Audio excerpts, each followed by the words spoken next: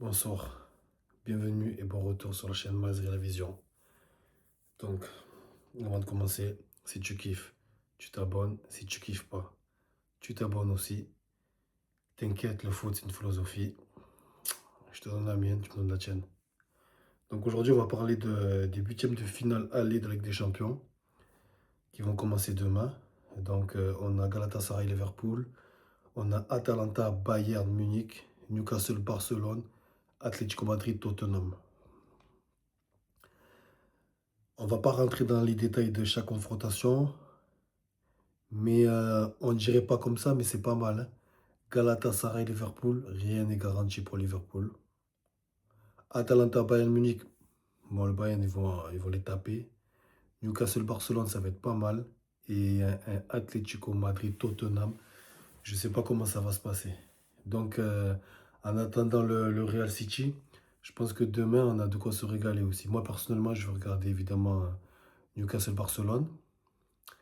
Mais les résumés vont être pas mal. Pas mal du tout. Il y a un Galatasaray Liverpool, ça promet. L'histoire 45, ça promet. Donc, je vais commencer mon analyse avec Newcastle Barcelone. Le match se passe à St James Park, match aller. C'est une affiche qui pourrait être trompeur. On peut penser que Barcelone va gagner, est favori. Mais moi, je dis toujours, et je le dirai toujours sur ma chaîne, quand tu joues contre une équipe de Première Ligue, rien n'est garanti. Première Ligue, c'est intensité. Le premier du classement de Première Ligue, il peut se faire taper par le dernier. C'est le combat physique. Donc, dans un déplacement comme ça au match aller, Newcastle, ils vont jouer leur va-tout. Ils savent que le match retour, c'est au Camp Nou. Et donc, ils vont essayer de à la fois se sécuriser au match aller, mais s'ils peuvent mettre un but, deux buts, ils ne vont pas se gêner. Donc, il va falloir un Barça costaud, capable de gérer l'intensité de Newcastle. Et je sais pas si c'est dans leur corde en fait.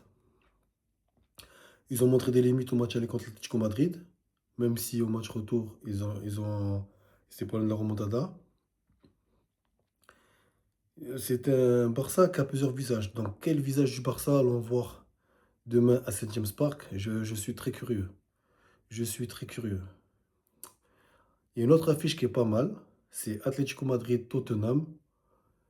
Euh,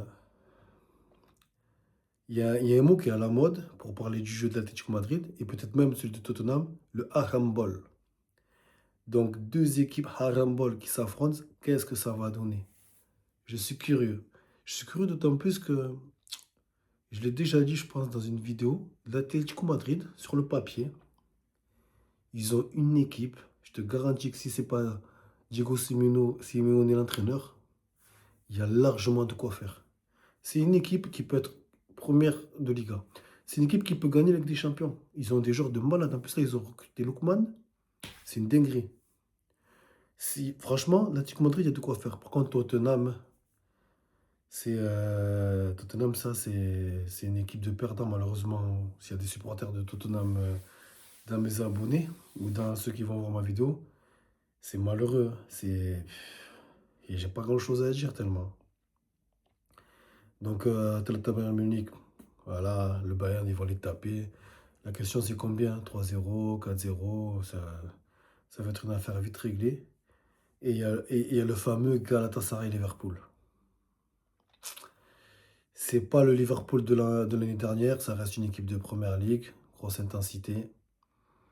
C'est une équipe de Ligue des Champions, Liverpool. Mais Galatasaray, attention, cet effectif est composé de Osimhen, un pur numéro 9 que j'aurais aimé avoir au Real. Mais non, je ne l'ai pas. Il y a d'autres joueurs, mais il y a Sané, il y a Icardi, je ne sais pas s'il est titulaire ou pas. Donc, en attendant notre fameux Real City, on a de quoi quand même se régaler. Donc, pour la suite de l'actualité du Real, donc apparemment c'est tombé, c'est tombé, on s'y attendait. Bellingham sera absent pour le match aller, également pour le match retour. Par contre, pour Mbappé, on entend tout et son contraire. Quand je dis qu'on entend tout et son contraire, on entend qu'il sera présent, on entend qu'il sera absent, on entend qu'il sera absent match aller au retour. Et là, dernièrement, on a entendu qu'il va rater la Coupe du Monde et qu'il est blessé. Donc là, en ce moment, c'est tout ce qui est spéculation, c'est les rumeurs. Donc on va attendre de voir comment ça se passe. C'est tombé Carreras, il est blessé. Donc a priori, c'est Mendy qui va prendre le côté gauche. La question qu'on peut se poser, c'est est-ce qu'il a assez de rythme pour jouer contre une équipe Ligue des Champions, City, Intensité Première Ligue? Au pire, à ce qui paraît, ben, il y a le fameux Kamavinga qui peut prendre le poste, mais bon, voilà, c'est à voir. Je pense qu'au niveau du système, il n'y aura pas trop de surprises, hein. C'est simple, hein. Depuis le match contre Valence, le Real c'est 4-4-2. Le Real c'est 4-4-2, il n'y a pas de surprise, hein.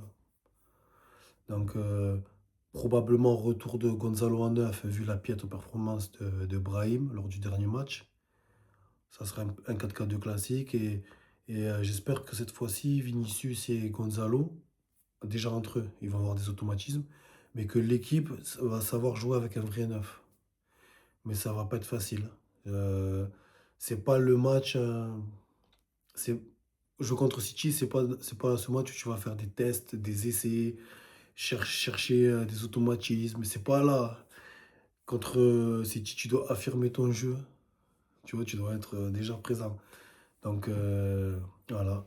Euh, on va voir le milieu de terrain de City.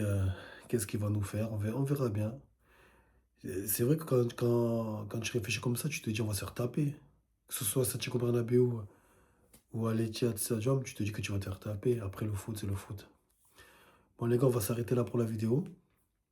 Donc, si tu kiffes, tu t'abonnes. Si tu kiffes pas, tu t'abonnes aussi. T'inquiète, le foot, c'est une philosophie. Je te donne la mienne, tu me donnes la tienne. Euh, oh, les gars, envoyez des commentaires. Je sais que je suis nouveau sur YouTube, mais envoyez des commentaires. Dédicace, merci à ceux qui m'en ont envoyé.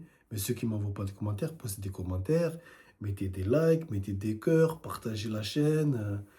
Moi, de mon côté, là, ça se voit pas.